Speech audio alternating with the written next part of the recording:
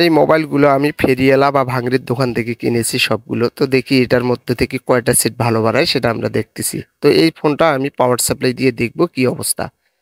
তো দেখা যাচ্ছে চালু হয়েছে, শুধু ডিসপ্লেটা ভাঙা। তো আমি অন্য একটা সেট থেকে ডিসপ্লেটা খুলে লাগাবো, এখানে দেখতে পারতেছেন। তো এটাকে আমি এখন খুলে নেব। এটাকে আমি খুলে নিয়ে মাদারবোর্ডটা আউট করে নেব এবং ভাঙা ডিসপ্লে যেটা আছে এটাকে খুলে নেব। দেখতে পারতেছেন মাদারবোর্ডটা চকচক করতেছে, ফ্রেশে আছে। তো আমি ভাঙা ডিসপ্লেটাকে খুলে নিচ্ছি। তো ভাঙা ডিসপ্লেটা খোলার পরে এই ধরনের আরেকটা সেট থেকে, এই যে দেখতে পারতেছেন ময়লায় জর্জরিত হয়ে আছে এটা, এখান থেকে আমি ডিসপ্লেটা খুলে নেব, কারণ এই ডিসপ্লেটা ভালো আছে, চকচক করতেছে। এই ডিসপ্লেটা খুলে আমি এটার মধ্যে লাগাবো। দেখতে পাচ্ছেন, এই যে দেখুন আমি এটার মধ্যে লাগাচ্ছি, পিনগুলো মিলিয়ে এখানে লাগাবো।